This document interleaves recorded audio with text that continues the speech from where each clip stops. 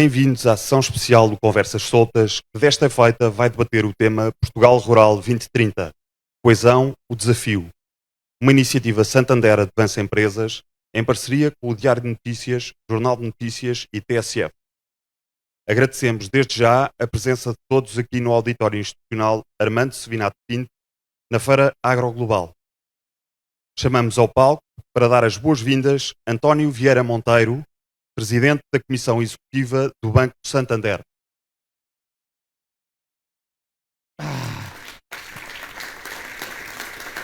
Eu estou aqui à procura do meu lugar, não é? Mas vou falar de pé.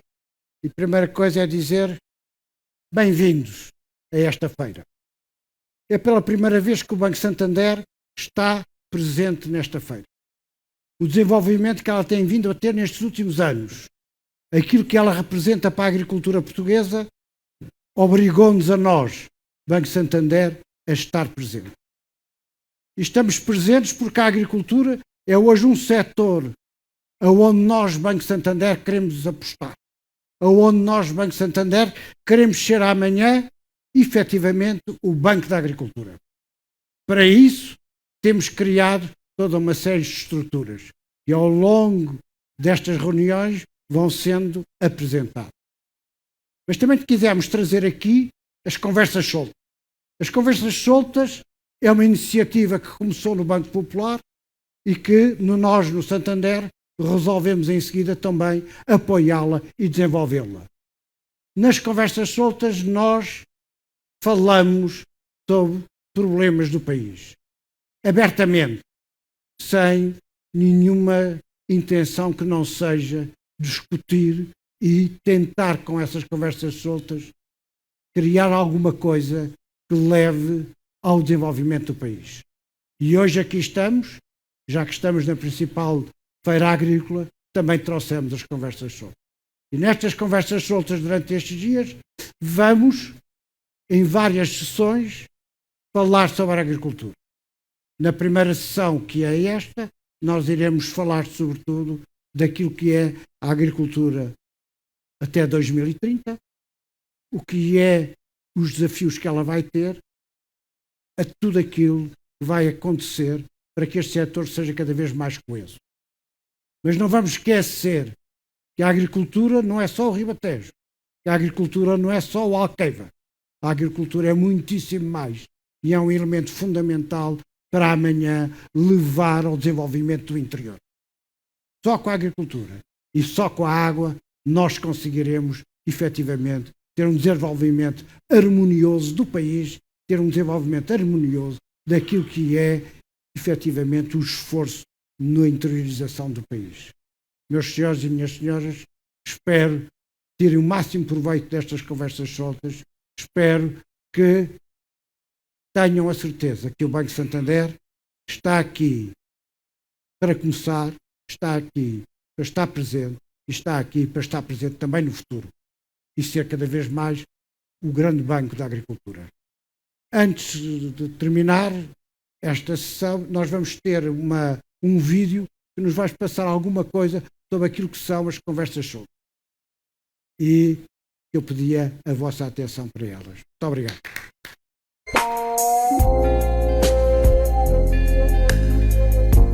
Se o nosso problema é um problema de falha de mercado, é preciso ir perceber porque é que as pessoas não fazem gestão de combustíveis. Isto é, como é que não cortam mato, não gerem, etc. Não é porque sejam maus e porque é preciso pôr a polícia atrás deles agora porque tem que limpar, porque senão...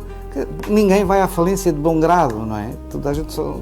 E o que está aqui em causa é que nós não estamos a pagar ao mundo rural os serviços de ecossistema que ele nos presta, mas que não são apropriáveis pelo mercado. Gestão de combustíveis, gestão do ciclo da água, biodiversidade, gestão de nutrientes, etc, etc. Portanto, das duas uma, ou a sociedade, enquanto tal, percebe que tem um problema de uma falha de mercado e que até tem os instrumentos para resolver, porque está na política agrícola comum, e os aplica nisso, que é em fazer aquilo que o mercado não consegue fazer, que é remunerar as pessoas. Eu não tenho mais confiança nos técnicos que nos políticos. Não tem? Não. Nem sou favorável à tecnocracia. Porque há técnicos tontos, como há políticos tontos, e há técnicos bons, como há políticos bons. Sim, mas eu estava a falar Deixe-me dar um exemplo na muito ciência, concreto. não é? Deixe-me dar um exemplo muito concreto. O país tem disponível um bolo para políticas de coesão, sendo absolutamente consensual que há um problema de falta de coesão que dá origem a estes problemas todos, seria consensual que usássemos esse bolo de coesão para trazer coesão territorial. O que decidiu o Governo, com certeza apoiado pelos técnicos, pegar no dinheiro da coesão e metê-lo no metro de Lisboa e do Porto. Por causa das questões do carbono e de economia circular, e etc, etc. É porque os políticos são tontos? Não. É porque os técnicos não sabem perfeitamente que estão a acentuar a falta de coesão? Não. É pelas mesmíssimas razões que o Banco Santander faz a sede em Lisboa e não em Castelo Branco. Porque há uma racionalidade de processos que faz com que, efetivamente, a coesão territorial não tenha base social. Porque, de facto, os interesses das populações são os interesses das populações urbanas. Porque essas são esmagadoramente maioritárias. E, portanto, as pessoas preferem ter um metro com bilhetes mais baratos a estar a pagar ao pastor para estar a fazer as mesmas políticas de economia circular e de consumo de carbono, etc., que podiam estar a fazer com o rebanho.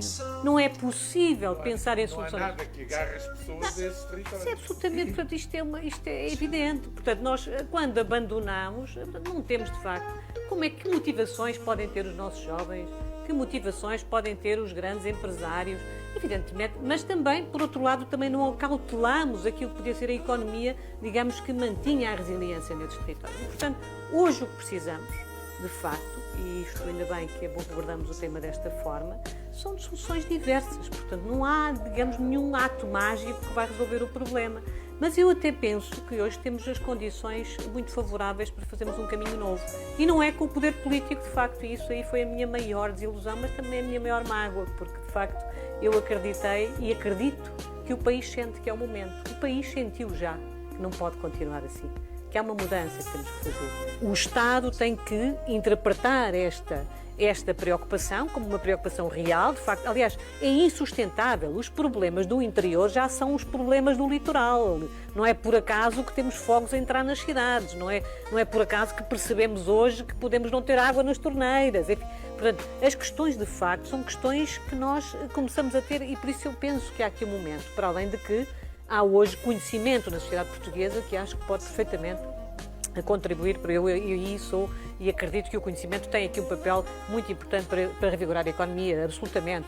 E também não tenho dúvidas sobre isso, que é preciso fazer de facto uma calendarização de investimentos públicos e privados. Evidentemente que os privados terão que ir também em resposta à própria pedagogia do poder público, mas que responda e que vá de facto criando nos territórios os pequenos ecossistemas que podem começar a fazer a transição. A transição está a acontecer e, portanto, o Estado o que tem que fazer é ajudá-la a crescer e fomentá-la. No meu entender, as espécies têm uma rentabilidade muito diferente. Há espécies mais rentáveis, espécies menos rentáveis, mas reconhecendo a importância da plurifuncionalidade da floresta, tem que haver espaço para todos. E há espaço. Nós temos neste momento, o inventário florestal tem em não aparecer, mas sensivelmente 2 milhões de hectares ocupados com matos. Quando se diz nós temos que plantar mais carvalhos, mais freixos, Bom, espaço não falta. Portanto, não é por falta de espaço que as espécies não são plantadas. Portanto, é legítimo perguntar, então, mas por que é que não são plantadas? Sim. E, invariavelmente, voltamos à economia. Portanto, no meu entender, nós devemos discutir, em sede do ordenamento do território, qual é a economia que permite a mudança que nós pretendemos. A rentabilidade não é só uma rentabilidade financeira. A rentabilidade pode ser um investimento que tem um retorno ambiental. Não deixa de ser retorno.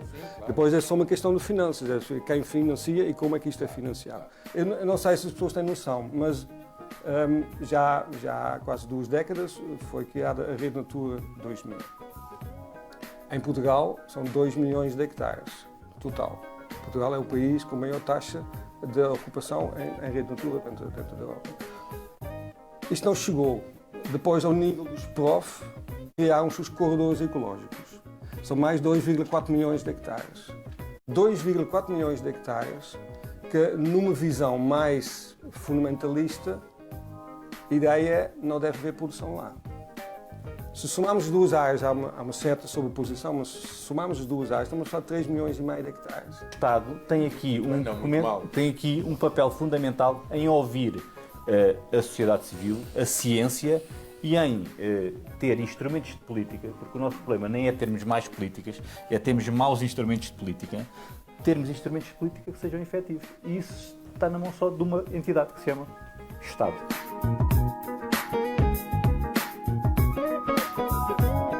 Em relação ao nosso projeto, para quem não está a par, nós pretendemos plantar entre 2.500 hectares de amendoal exatamente na região de Castelo Branco, e vindo do lado tecnológico, que é o meu lado de formação e do meu lado de empreendedorismo, eu não tenho medo de inovar e, portanto, não me assusto em ir para uma região que ainda não esteja tão explorada como outra que esteja no Alqueva. E, portanto, na região que descobrimos no distrito de Castelo Branco, reunimos o que nós entendemos os fatores necessários, os fatores críticos de sucesso que qualquer empresa tem que ter, seja uma empresa agrícola, seja uma empresa de serviços, seja na área da indústria. O que eu gostava de deixar aqui, de falar aqui, era na famosa barragem do Pisão, que é uma barragem que já foi várias vezes comentada, várias vezes prometida, até por primeiros ministros, e que o Alto Alentejo beneficiaria de 10 mil hectares. É uma barragem que está perfeitamente estudada, teria uma capacidade de 115 milhões de metros cúbicos. Só para termos uma ideia, o Maranhão tem 140, o Caia, que é a maior barragem do Alentejo, sem ser o Alqueva, tem 190 milhões de metros cúbicos. Estas teriam uma capacidade de 115, o que permitiria regar 10 mil hectares naquela região. O concelho mais beneficiado seria o concelho de Alter do Chão, mas que daria uma riqueza enorme à região. E realmente a água é a fonte da riqueza e, por isso, atrai altamente investimentos. Depois, em casos práticos, nós temos procurado, nas nossas organizações, ir para nichos de mercado. Conforme sabem, nós somos altamente deficientes em quase tudo aquilo que comemos.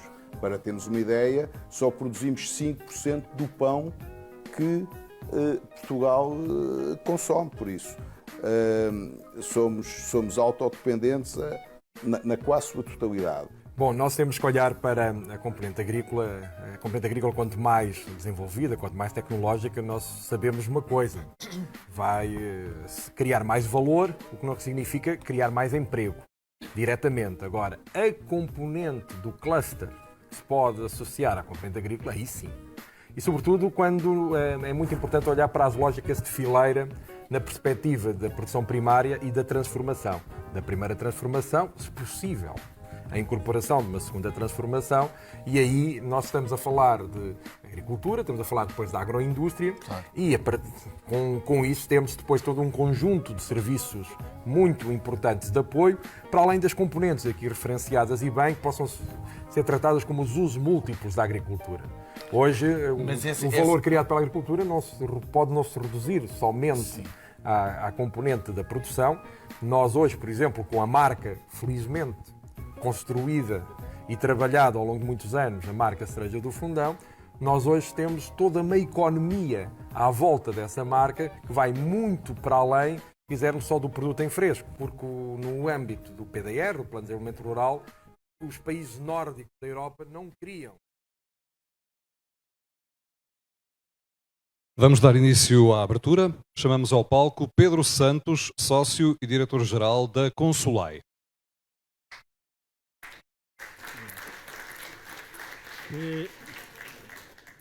E prometo ser muito rápido para avançarmos para aquilo que realmente interessa.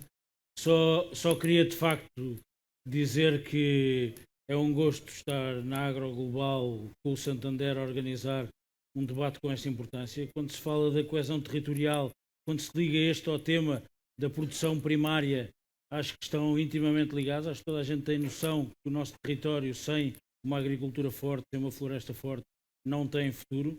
Apesar de, nos últimos anos, termos assistido desde o final da década de 80 até agora a uma redução da população agrícola de quase 1,8 milhões de pessoas para 550 mil pessoas, fomos capazes de aumentar o nosso valor da produção e manter uma importância do setor que se reflete em vários indicadores, nomeadamente no aumento do investimento, nomeadamente no peso que tem ao nível das importações e das exportações da balança comercial nacional, e, portanto, são setores que à Consulai dizem muito, porque é a área onde nós trabalhamos, e temos muito gosto em que bancos como o Santander estejam a olhar para o setor de uma forma muito estruturada, de médio e longo prazo, e, portanto, este seminário é um dos 4 que a Consulai está a organizar e é um daqueles em que mais temos expectativas que o resultado seja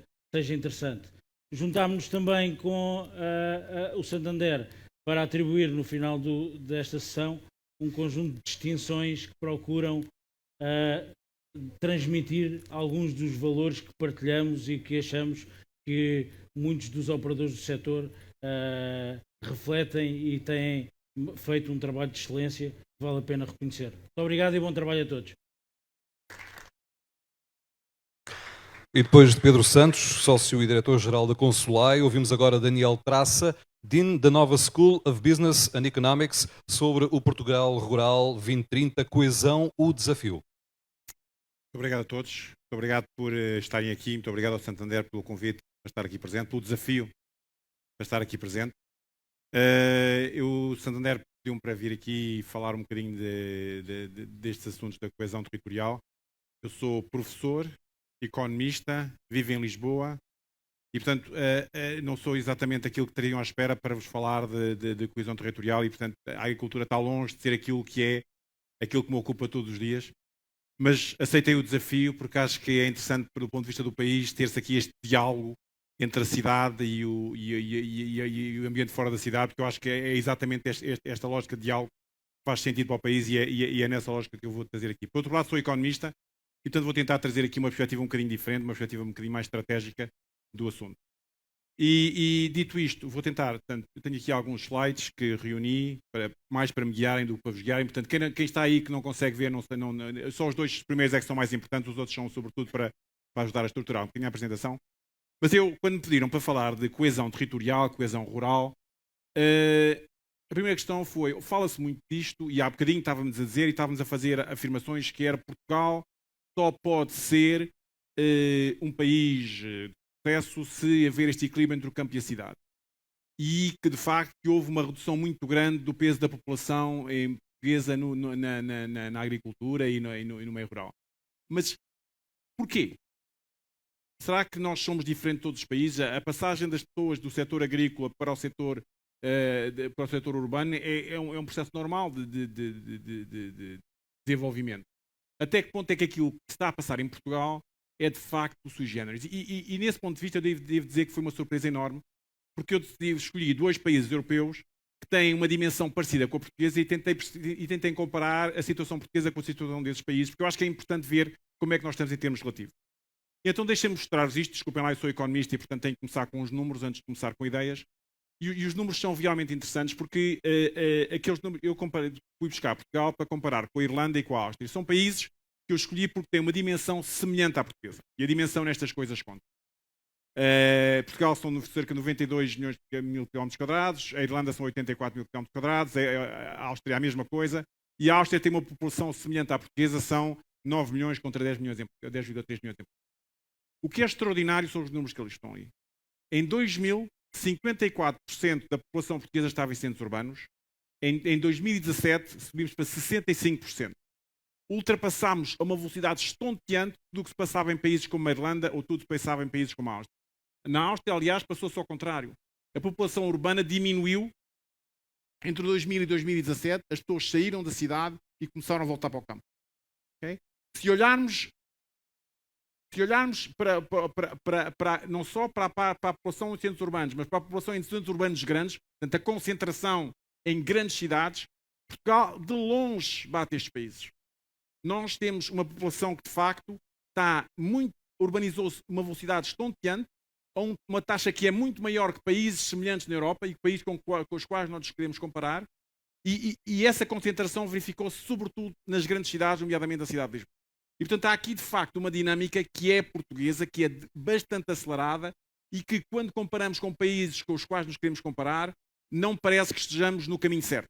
E, portanto, quando dizemos, de facto, Portugal precisa de um equilíbrio entre o campo e a cidade, não estamos só a fazer um statement, estamos a olhar para países com os quais nos queremos comparar e a perceber que, de facto, a mudança que se está a fazer neste país é muito acelerada e, portanto, talvez sinal de alguma disfuncionalidade. E eu acho que estes números ajudam, de facto, a centrar o debate e a focar o debate naquilo que tem que ser feito. E, para mim, foram muito úteis porque, como venho de fora, ajudaram-me a perceber que, de facto, o que se está a fazer é, de alguma forma, disfuncional.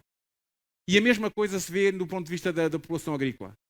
Os números foram apresentados já há bocado, mas quando comparamos aquele movimento que se fez em países como a Irlanda e com a Áustria, que foi o que eu escolhi aqui, nós hoje já temos menos população agrícola do que tem a Irlanda e estamos a caminhar rapidamente para termos menos população agrícola ainda do que tem a Áustria. Países com os quais nos queremos comparar e, portanto, é um movimento, de facto, bastante rápido e não é só rápido, que já está a um nível muito superior aos países com os quais nos queremos comparar. E, portanto, vale a pena refletir, e eu acho que é o objetivo destas conversas soltas, vale a pena refletir sobre de que forma é que se pode, de alguma forma, desacelerar este movimento para encontrar um país mais sustentável e um país mais coeso. E algumas das ideias surgiram exatamente naquelas conversas soltas que vocês viram há bocado, foram resumidas, e eu gostava de focar em 2 ou 3 temas aqui fundamentais. O primeiro ponto surgiu nestas conversas soltas que eu tive a oportunidade de ver, o facto de que há um crescente interesse na agricultura.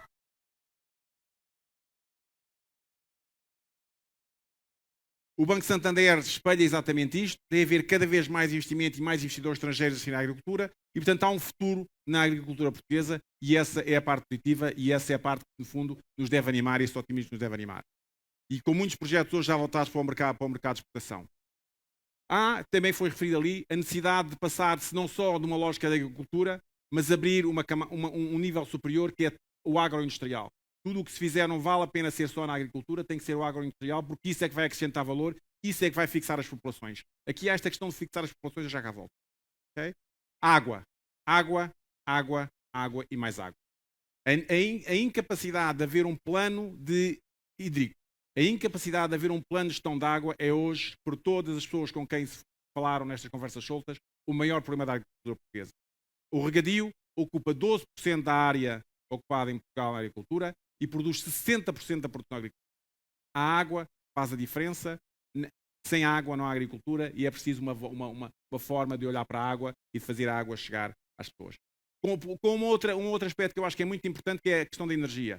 A energia e a água, de alguma forma, têm alguma substitutividade e, portanto, maior acesso à energia vem a par com maior acesso à água.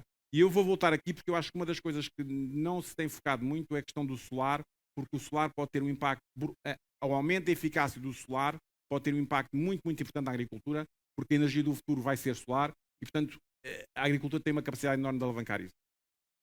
Okay? Do lado da floresta, a queixa do eucalipto. A queixa de que eu venho da cidade, vou vendo isto pela televisão, vê-se as afirmações a serem feitas, mas não se vê base nenhuma nas afirmações que estão a ser feitas. E, portanto, uma necessidade de um maior rigor nas afirmações que são feitas, eu acho que é muito importante e é uma das coisas que sai das conversas que foram feitas ali. E que, no fundo, está bem, o eucalipto não serve, o que é que se vai pôr? Porque as outras espécies que vão poder ocupar o campo têm muito pouca viabilidade económica, portanto, o que é que se vai pôr para substituir o eucalipto para assegurar a viabilidade económica daquelas áreas? E que o grande problema não é tanto a questão das árvores, de umas ou de outras, mas o grande problema é, de facto, a falta de gestão dos solos, os 2 milhões de quilómetros quadrados que foram falados há bocado, que estão ocupados por matos e que não são bem geridos, e a ineficiência dos serviços, né, do ponto de vista da gestão florestal e do combate ao incêndio. Portanto, estes são os problemas, quando se ouve as conversas soltas anteriores, estes são os problemas que o mundo rural, quando os ouvimos, nos diz que são os principais problemas que tem. E eu peguei nestes problemas e tentei, no fundo, encontrar aqui formas de resolver isto. E há 2 formas. O que o mundo rural me parece, quando eu ouço o que está, o modelo é o Alqueva. O modelo é aquilo que se fez no Alqueva. E a questão é se isto é um paradigma, se isto é um modelo para andar para a frente, ou se de facto é uma miragem. O Alqueva, de facto, é um ciclo com enorme sucesso, há uma série de indicadores que ali estão, de investimento, de impacto, de aumento da produtividade daquele regadio, mas sejamos claros. isto é um projeto de muito longo prazo e isto é um projeto que exige um enorme investimento. O país não tem nem dinheiro, nem compromisso político hoje nos dias de hoje para projetos deste tipo. Não há compromisso político que faça isto acontecer. Há bocadinho falava-se um bocadinho da questão do Governo Central e da capacidade do Governo Central liderar este movimento para o interior. Falava-se da questão dos interesses e de até que ponto é que o Governo Central vai responder aos interesses dos seus eleitores, que é o normal.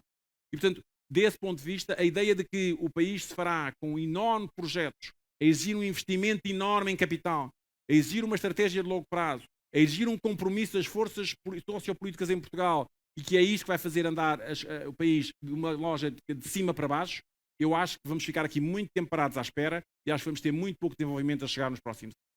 E o que eu gostava de discutir aqui é uma alteração desta abordagem para uma abordagem não desta lógica top-down em que o Governo Central pede só ao Governo Central para fazer as coisas, o Governo Central diz isto não me dá votos, eu não tenho dinheiro para isto e as coisas não acontecem, para uma abordagem que venha de baixo para cima. E eu acho que é essa lógica que eu gostava de trazer, até porque eu próprio na escola, com o apoio do Santander, tivemos exatamente o mesmo.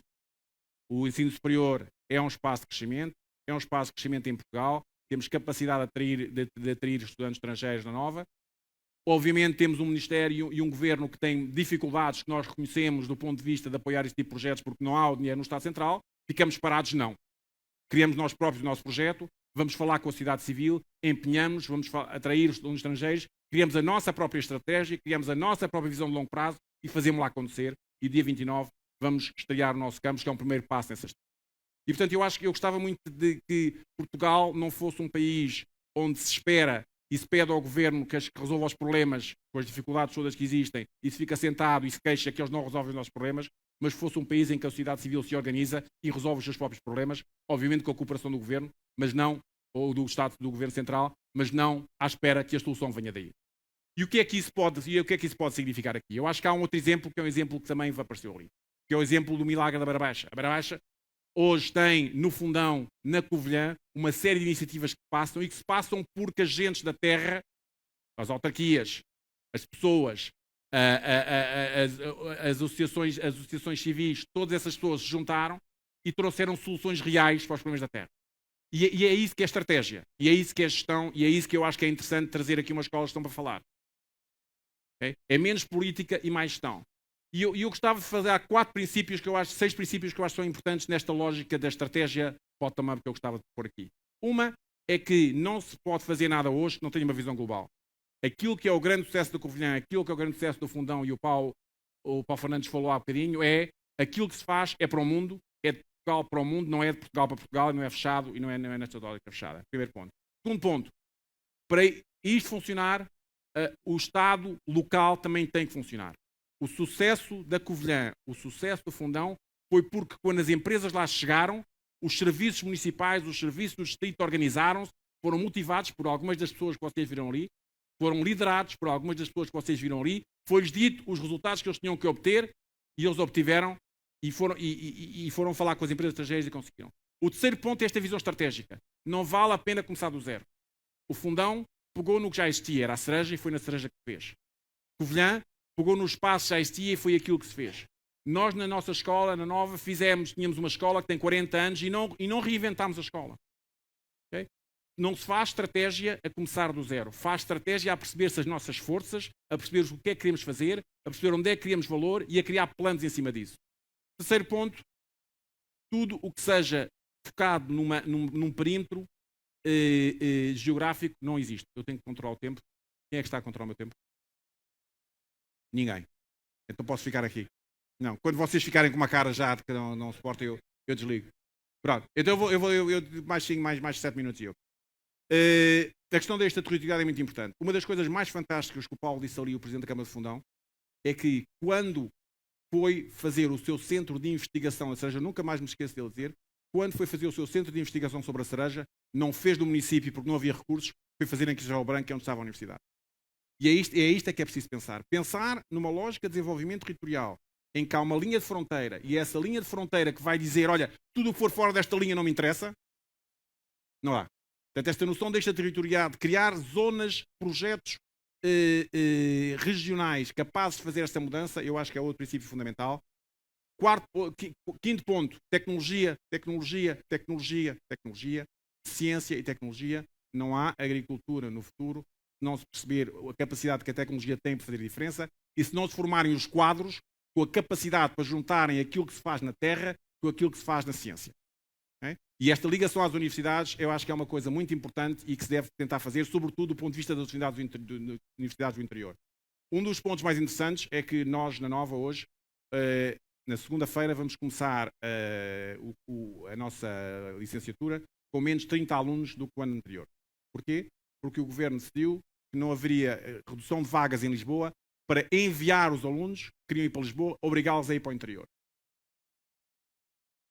Se houver projetos no interior capazes de atrair pessoas para cursos específicos que tenham capacidade de acrescentar valor, ainda há bocadinho estávamos aqui a falar, que um condutor de máquinas especializadas na agricultura hoje em Portugal ganha mais que um gestor formado em maior parte das escolas em Lisboa. Como é que não se consegue atrair as pessoas para irem fazer este tipo de programas? Porquê é que é preciso fechar as vagas e obrigá-las a ir para o outro lado? É preciso esta estratégia, é preciso que, no fundo, faça surgir estes polos de desenvolvimento no ambiente local. E, portanto, 2 pontos que eu queria falar muito rapidamente. Para haver coesão rural, tem que haver coesão territorial. Os portugueses têm que voltar a sentir-se em contacto com a agricultura. Um dos grandes problemas daquela mudança que nós tivemos das pessoas saírem do campo e irem para a cidade foi que os portugueses não só saíram com os pés, saíram com o coração.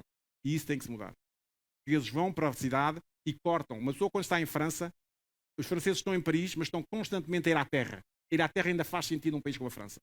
Ir à terra deixou de fazer sentido num país como Portugal no espaço de 30 anos. Tem que se recuperar isso e para fazer isso é preciso que a terra seja um sítio interessante para as pessoas voltarem.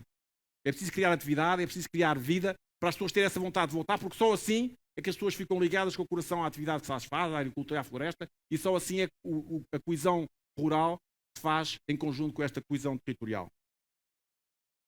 8 princípios para fechar.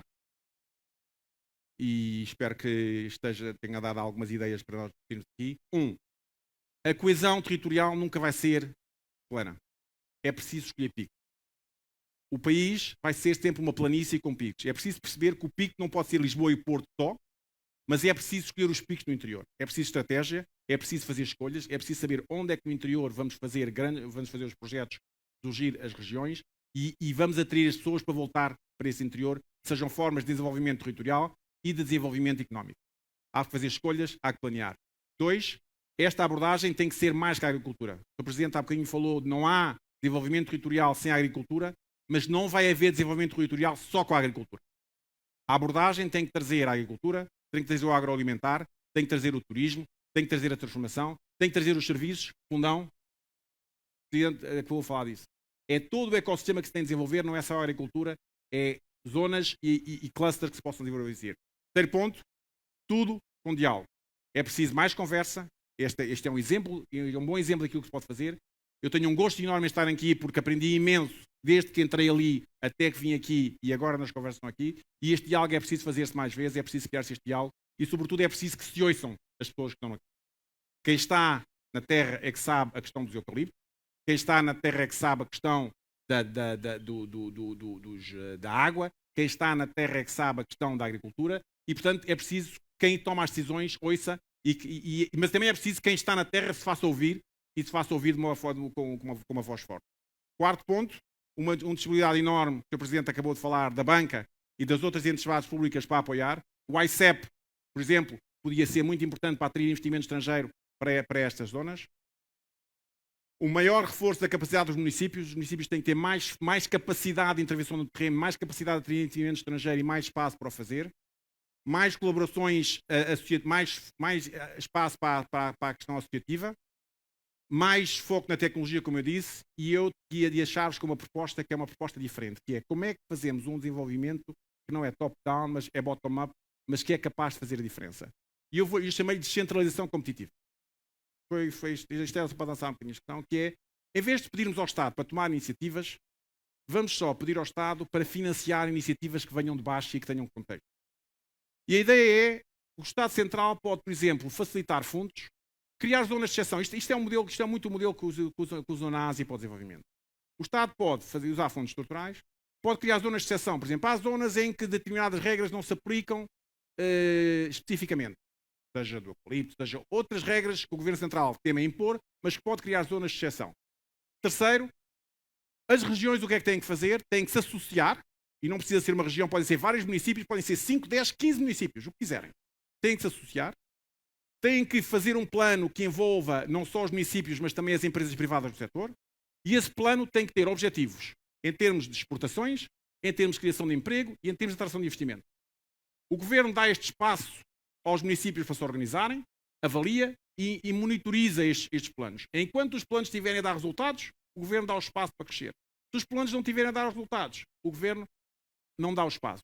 Este contrato de confiança que é preciso, eu acho que entre o Governo que está na cidade e as pessoas que estão fora da cidade, estes contratos de confiança que é preciso para desenvolver o espaço do interior português numa lógica de coesão territorial, eu acho que é um modelo daquilo que se tem que fazer em todo o Portugal. O Estado não vai resolver todos os nossos problemas, nós temos que arranjar formas de resolver os nossos problemas, mas essas formas têm que ser planeadas, estratégicas, a longo prazo, e temos que exigir ao Governo um espaço para sermos capazes de resolver os nossos problemas, para sermos capazes de trazer soluções e, sobretudo, para sermos capazes de experimentar essas novas soluções. Eu, na Nova, tenho todo o gosto em facilitar aquilo que posso facilitar. Fico-me por aqui com estas ideias, espero que tenha sido útil e espero que dê uma discussão interessante a seguir.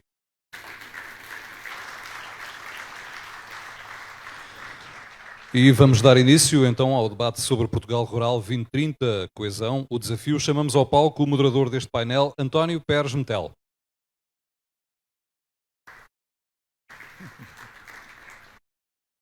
Obrigado.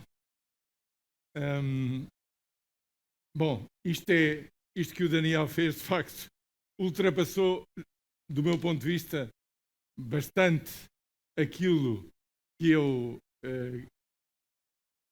não é o que eu esperava dele, não é isso.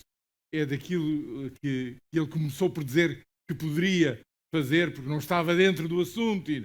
Bom, mas por alguma razão o Santander o convidou para esta primeira intervenção.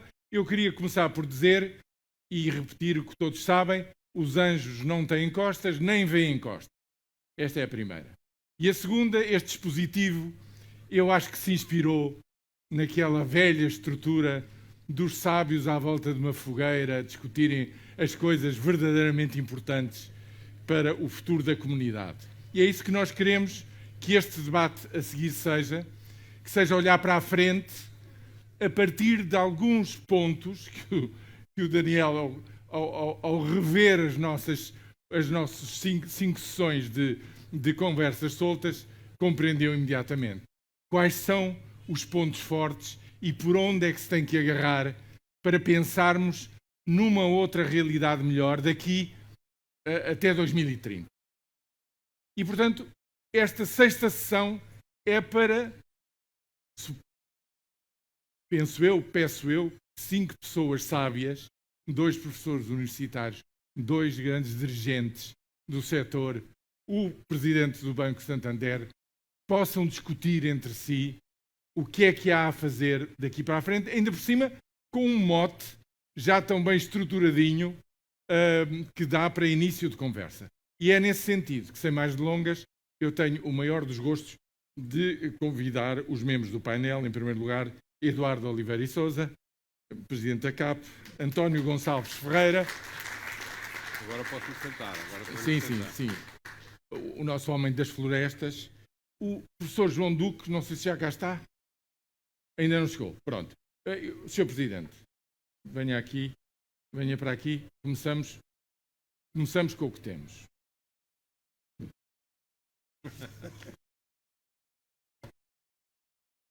E o meu trabalho, como imaginam, está totalmente facilitado. Eu agora tenho que começar a perguntar ao Eduardo e ao António, por favor, comentem esta primeira intervenção, obviamente, para lançarmos este debate, porque aqui não foi falado em termos genéricos, como se costuma fazer, foram feitas algumas propostas estruturadas e tinha o máximo interesse de começar por saber a vossa opinião sobre o que ouviram e o que é que concordam, discordam, etc.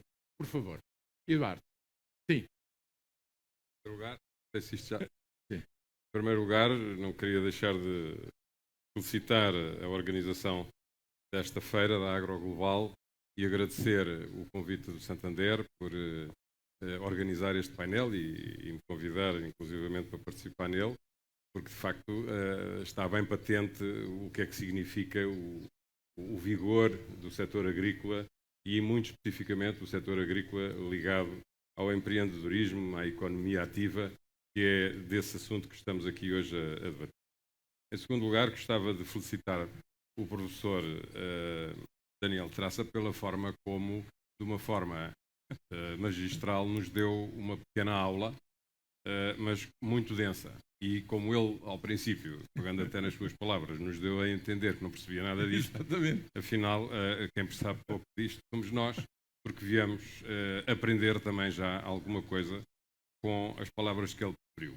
E ele tocou em vários assuntos de uma forma muito objetiva, vendo onde é que está o problema e depois terminando com a sua visão do que é a construção das soluções. E por isso posso retirar algumas das ilações que ele referiu, por exemplo, quando falou na questão daquele impacto da comparação dos três países, Portugal, Irlanda e Áustria, que tendo mais ou menos a mesma dimensão, acabaram por ter um comportamento da população de uma forma completamente diferente. Há várias razões para que isso tenha acontecido. São grandes movimentos, de grande peso sociológico. É que o movimento de transição da população rural para as cidades na Irlanda e na Áustria teve um percurso diferente do português, porque em Portugal, associado a essa transição, houve um abandono. E esse abandono é que está a trazer, nomeadamente para a atualidade, os problemas gravíssimos da falta de pessoas no interior que permitam colocar outra vez o interior, promover a economia. Eduardo, e tipicamente só quando nos dói a sério é que as pessoas parece que acordam a dizer que diabo, também é bom não esquecer... Isto está abandonado e, portanto, não pode continuar assim, não é? Também é bom não esquecer que nós tivemos, neste período dos últimos 40 anos, tivemos um processo revolucionário. E os outros países não tiveram esse processo revolucionário. Sim, e isso teve implicações nessa forma de sair do campo um pouco diferente. Não é sobre isso que nos vamos aqui debruçar, mas é também uma das razões que justifica aquele acentuar. Mas principalmente há um desligar preocupante nas palavras dele. As pessoas saíram com os pés, mas também saíram com o coração. E é necessário voltar a recuperar essa figura do ir à terra, mas para isso é preciso, de facto, que haja na terra atividade. É preciso que haja quem lá esteja. O termos diminuído a população que trabalhava em agricultura não é por si só mau, porque a agricultura hoje é feita de outra maneira. Claro. Tem maior intensificação. A produtividade é incomparável. A produtividade é diferente. As máquinas, como aqui se vê, fazem muito do trabalho que antigamente era feito à mão. Isso não é propriamente mau. O que é mau é não haver lá esta agricultura moderna. Exato. E esta agricultura moderna tem que ir de regressar outra vez ao interior. Falou, e muito bem, que um dos problemas que sente é a questão da água. A água, num país com as características que nós temos, é a base do desenvolvimento da economia. Porque para nós termos serviços, agroindústria e outras atividades económicas, industriais mesmo, é preciso que haja pessoas. As pessoas, para estarem no interior, têm que ir primeiro fazer agricultura e só depois dessa agricultura existir é que as outras atividades começam a surgir. Aliás, isto faz parte da história recente do país. Veja-se o percurso dos perímetros de rega tradicionais e aqueles que tiveram sucesso são o exemplo disto que eu estou a dizer. A agricultura promoveu toda a outra economia que fixou as populações e que permite que essas regiões onde a agricultura ainda se faz sejam regiões que têm economia. E nessa situação... Podem construir uma, digamos assim, uma cadeia de valor mais diversificada e mais rica, futuramente. Gerindo simultaneamente o território, gerindo de outra maneira as manchas que não são propriamente agrícolas, porque numa área habitada, a gestão, por exemplo, da floresta, o António falará nisso com mais prioridade do que eu, a gestão... Por favor. Bem-vindo. A gestão do território significa que existem pessoas, se as pessoas estiverem no local, os assuntos são abordados de outra maneira. Falou, enfim, não quero estar a monopolizar a conversa, mas acho que fez uma radiografia perfeita. A questão da água foi um dos problemas que resolveu, que falou. Falou numa coisa muito interessante, que é a questão da técnica e da tecnologia e, obviamente, do conhecimento. São as raízes da agricultura que hoje em dia se pretende promover. As escolas estão a produzir formados. Esses formados têm que ter atrativos e têm que ter condições para poder exercer a sua atividade, e assim se constrói um modelo. Eu interpretei isto como sendo atenção às licenciaturas e aos currícula, porque porventura, para aquilo que precisamos para o futuro, é preciso meter muito mais tecnologia, é preciso, digamos, modificar alguma coisa do ensino tradicional, digamos, da agronomia. Foi essa a minha interpretação. Enfim, não sei, acho que foi mais ou menos aqui. A evolução da população e para onde a população se dirigiu, ela dirigiu-se para meia dúzia de concelhos no interior e para um terço do território que está desde Faro, desde Braga até Setúbal. Portanto, é aí que as pessoas estão. Portanto, o que é que nós... Mas a universidade, julgo eu saber, em Bragança mudou completamente o dinamismo na cidade. Como o Fundão é um polo, como o Alqueva é um polo, como o Ribatejo continua a ser um polo. Porquê? Porque tem, eu costumo dizer que a indústria do interior é a agricultura. Portanto, o potencial agregador do interior está na agricultura.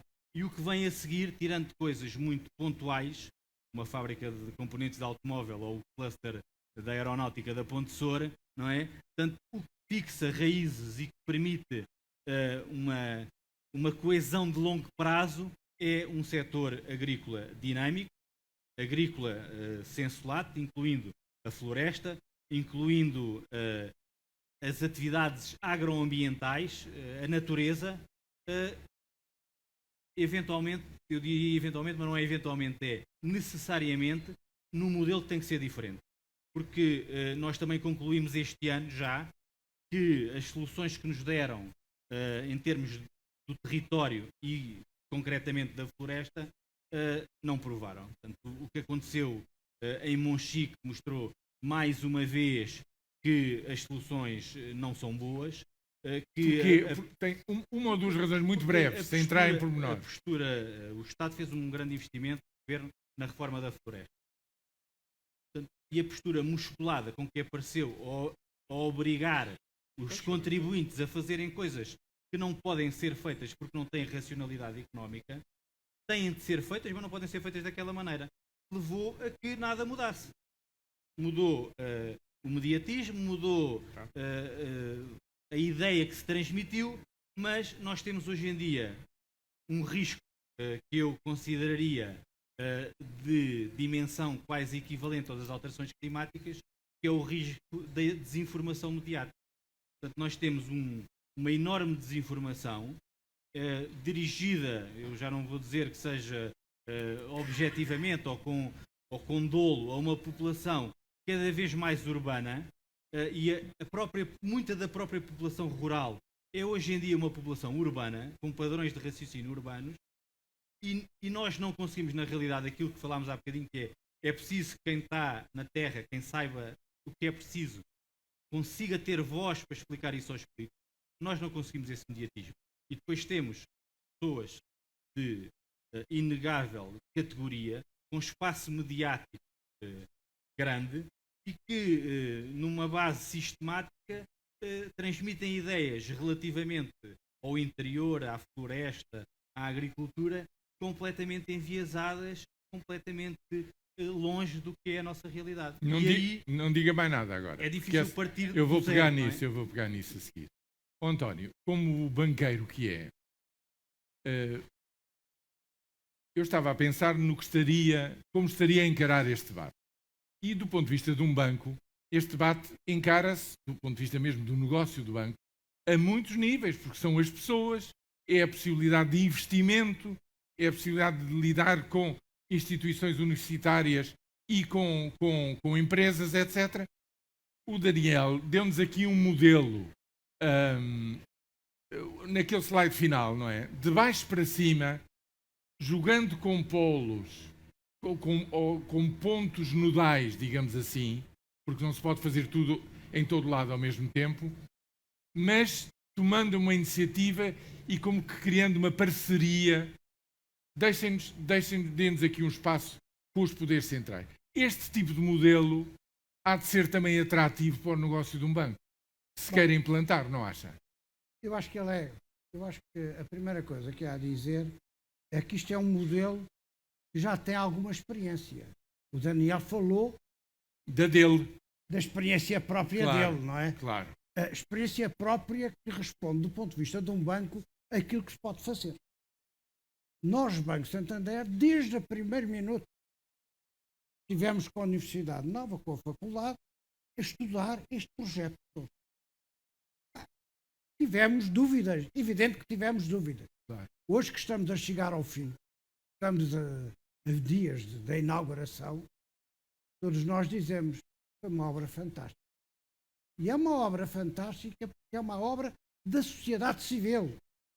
Este modelo pode ser transferido para a vida de todos nós, para a vida regional. E o banco tem sempre uma função a fazer aí.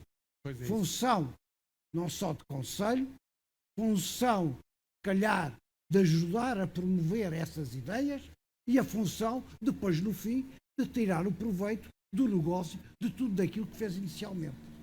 De participar. E é nisso do ponto de vista financeiro, claro. Do ponto de vista financeiro. Claro, que é para isso que existe. Nós não podemos esquecer que, no fim, o negócio está sempre presente. Há hoje muita ideia que os bancos são instituições de caridade. Não são. Nós somos empresas com determinadas vocações e também com determinados objetivos, entre os quais a rentabilidade é um deles. Vamos ser justos. Depois desta crise, há muito poucos que acreditem que um banco é uma instituição de caridade, digamos assim. Acho eu. Mas, efetivamente, tem que haver. Agora, não há dúvida nenhuma, todos estes investimentos. não há dúvida nenhuma que em todo este processo de levar a coesão ao território nacional, nós podemos ter sempre um papel importante a fazer. Porque nós somos unidades tecnicamente avançadas. Somos unidades que servimos as pessoas. Somos unidades que estamos em contacto permanente com as realidades locais. E, portanto, isso permite-nos a nós, muitas vezes, estar no centro do que é o desenvolvimento dessas realidades locais. O projeto foi feito na Universidade Nova, que eu acompanhei com enorme interesse desde o primeiro dia, desde a primeira hora. Acho que é, ao seu nível, muito bem possível transferir para as comunidades locais. Daniel tocou uma ponto que é fundamental. É preciso que as comunidades locais sabem, efetivamente, aquilo que é, o que é que são os seus problemas, as suas coisas, tenham capacidade de se poderem desenvolver. E que o Estado, em vez de ser uma unidade que toma conta de tudo e que nós todos andamos ali a beber desse Estado, sejamos efetivamente as entidades que fazemos desenvolver o país. Se isto se conseguir fazer, o país vai se desenvolver harmoniosamente. Deixe-me dizer alguma coisa do abandono. O abandono também tem a ver muito com a organização fundiária do país. Eu conheço alguma coisa do interior, daquele interior duro, e o que vejo no abandono, normalmente é uma coisa muito simples. Os pais estavam lá. Imigração. Os pais estavam lá. Para além da imigração, os pais estavam lá, juntaram um dinheirinho, o filho veio para a faculdade, o filho saiu licenciado. Saiu licenciado, ficou em Lisboa, ou no Porto, ou no sítio onde quiser. Mas esqueceu a terra. E nesse dia, aquelas terras ficaram nos tais 2 mil milhões de quilómetros quadrados abandonados pelo país fora. Em que, muitas vezes, o eucalipto foi a solução de dar alguma rentabilidade a essas terras. É isto ou não é? Os senhores sabem mais disto que eu, mas é esta a realidade. É por isso que é fundamental ouvir. E nós, bancos, estamos dispostos a estar com essas comunidades locais, a ver o que se pode fazer e a ver o desenvolvimento, para no fim tirarmos o proveito no negócio.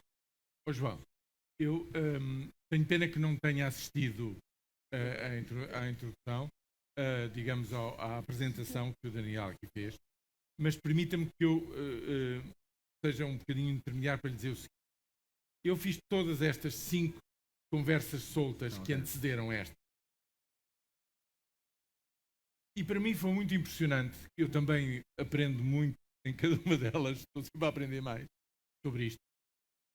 Que eu via uma notável convergência em relação a 2 pontos.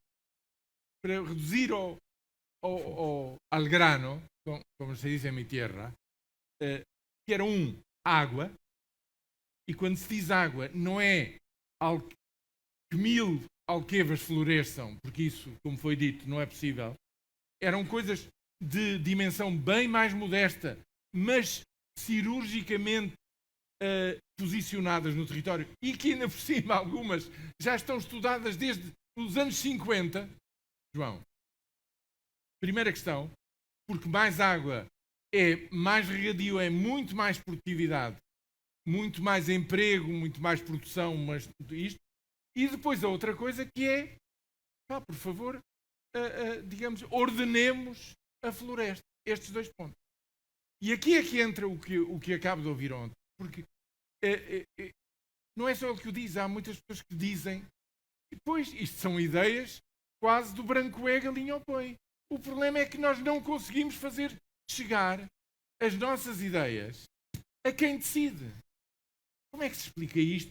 E há uma forma de pôr estas partes pelo menos a discutir e a perceber que isto são 2 elementos, quando se fala no Portugal 2030, são 2 elementos que me parecem a mim cruciais que não podem ficar de fora.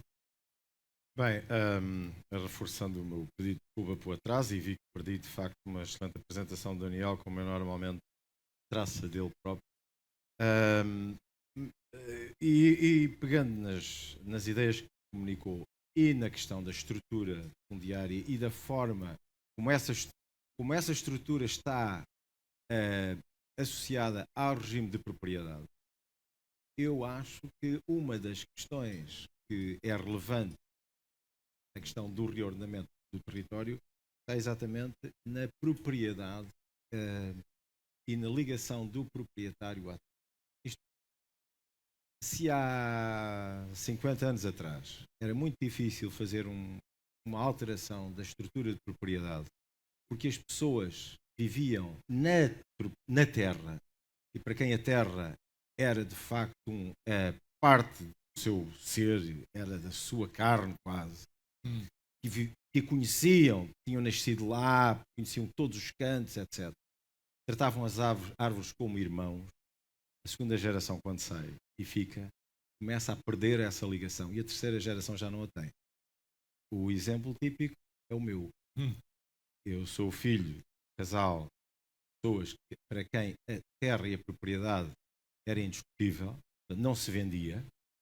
São pequenas frações que eu ainda quero manter limpas, até para precaver o problema da segurança que eu antevinha, não é preciso dizerem-me isso, porque eu já percebia isso muito antes. E, portanto, vou mantendo alguma coisa. Conheço, há uma outra propriedade que eu já não sei, não conheço já. Se tenho que ir com alguém que me vai dizer, olha, isto é teu. Eu já não sei. E as minhas filhas não fazem a mínima ideia. Mas isso é um grande ativo no reordenamento do território. Porque aquilo que era extraordinariamente difícil fazer aqui há 50 anos atrás, no emparcelamento e na alteração do regime de propriedade, para depois dar dimensão às explorações agrícolas e eventualmente até à forma como se trata, ordena e mantém a atividade económica dessas propriedades, o que era muito difícil há 50 anos atrás, eu acho que hoje é muito fácil. É fácil.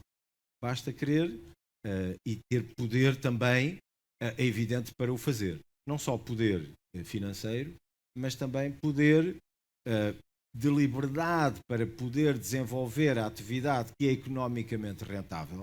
Isto é muito fácil dizer, os senhores não façam isto, não façam aquilo, não façam aquilo outro, e depois o proprietário diz, então, mas se eu não posso fazer nada que me rentabiliza minimamente a propriedade, então vocês tomem conta disso. Epá, não faço absolutamente nada. Portanto, não é só de facto ter o poder financeiro, poder de liberdade para fazer economicamente aquilo que se pode fazer, e também um poder político que possa acompanhar, ou até num regime às vezes forçado, por penalização, etc., para forçar o tal ordenamento. E, portanto, eu diria que a parte que eu sou particularmente sensível, mas que vejo como uma possibilidade, uma boa janela de oportunidade, está aqui. É no afastamento daquilo que é o proprietário da terra àquilo que é a própria terra. Portanto, só temos que o fazer. É como olharmos para o património imobiliário, está degradado. É uma excelente oportunidade para o renovar. Aliás, houve tanta atividade de renovação porque o património estava degradado. Mas se calhar o mundo rural continua a ver com desconfiança esta reestruturação que toca numa coisa que é muito funda, que é o sentido de propriedade. Não sei se... vamos lá ver. As pessoas continuam ligadas à terra, para elas, obviamente, sim. Claro. E as pessoas que, como eu digo, cresceram e viveram na terra, têm uma dificuldade muito grande em assistir ao reordenamento, particularmente quando se lhes toca nas suas propriedades. Exatamente. Mas aqueles que estão afastados dela e que já perderam de todo a relação com a terra, para esse, e que são proprietários, e que muitas vezes nem sequer sabem que são proprietários, que têm responsabilidade ou que deviam ter, não é? Muitas vezes as pessoas deixam completamente ao abandono porque nem sabem que a propriedade é delas. É para essas pessoas acho eu que está aberto o caminho para se reordenar o território e por aí tratarmos um dos problemas que parece estar na origem particularmente dos incêndios. Daniel, e há formas, eu diria, intermédias ou soft de fazer este reordenamento sem que as pessoas se sintam marginalizadas ou desapossadas ou que haja, enfim, foi feita aqui uma referência, não é? Suponho que tinha a ver com a reforma agrária, com o nosso PREC, 74, 75 e os anos seguintes. Portanto, há aqui uma forma de fazer isto de uma forma produtiva, inclusiva, inteligente. Primeira questão. Segunda questão. Estes setores e estas ideias para a floresta, para a água, quando eu digo água, são projetos que têm que entrar digamos, no caderno de possibilidades de projeto 2030, Portugal 2030, e que não estão lá, que eu saiba não estão lá. Como é que se consegue? Quem é que põe estes processos? São processos de decisão também política, também, digamos, legislativa. Quem é que põe isto a funcionar? Quando os próprios interessados dizem que não têm voz e que ninguém os ouve. Vou responder à segunda pergunta primeira e vou pegar na questão do eucalipto. Eu acho que eu não tenho ligação muito grande à terra, tenho heranças, não tenho... Mas como cidadão urbano, não deixa de ser impressionante, no período do debate, aquilo que me referiu, que é as pessoas vão dizendo e aparecem estas noções pseudotécnicas, mas também achei impressionante que não houvesse nada a rebater. Ou seja, como é que se explica que o mundo rural, numa altura em que é fundamental chegar-se à frente, em que está no debate, em que é preciso coisa, fica parado e deixa que o debate mediático, o espaço mediático, que depois já sabemos que é aquele que vai fazer a política acontecer, é tomado conta por estes mitos. E eu estava a ouvir as notícias e sentia, mas quer dizer, isto toda a gente aqui fala, ninguém está a falar, toda a gente está a falar, ninguém parece saber o que é que está a dizer, e como é que isto se faz? E eu acho que esta responsabilidade é importante, quer dizer, o espaço do interior, o espaço geral, não pode ficar parado a dizer, lá estão estes senhores a falar e não sabem nada de nós. Também, então falem vocês. Mexam-se e cheguem à televisão e façam a televisão prestar-vos atenção. Porque a televisão Quer dizer, se passamos tanto tempo a ouvir gente a discutir Sporting e Benfica, certeza que a televisão está disponível para haver um debate entre o eucalipto, entre as pessoas que estão contra e as pessoas que estão a favor. Certeza que sim, porque é isso. Eu acho que é importante não se ficar coisa e é importante chegar-se e ganhar-se esse espaço. Lutar-se por esse espaço, ganhar-se esse espaço, porque no fundo hoje a política é mídia, a mídia é política e portanto não haverá essas decisões que estávamos a dizer sem haver essa luta pela concorrência. Portanto, isto é uma primeira parte. Em relação à segunda pergunta, tem a ver com esta questão da reforma. Eu acho que nós temos que trazer, e referi há bocado, propostas de valor às pessoas. E nós temos que trazer às pessoas a ideia de que a terra que eles não estão, o espaço que eles não estão a tratar, e voltamos à primeira pergunta que teve a ver com o tal espaço, os serviços que o interior dá à cidade, que foi a primeira intervenção no filme que se passou.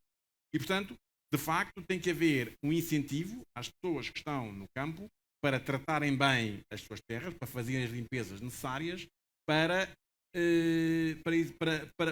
evitar problemas como os fogos e os na floresta. Agora, também tem que ser claro. Há incentivos até uma certa altura, mas depois, quem não faz, tem que assumir essa responsabilidade.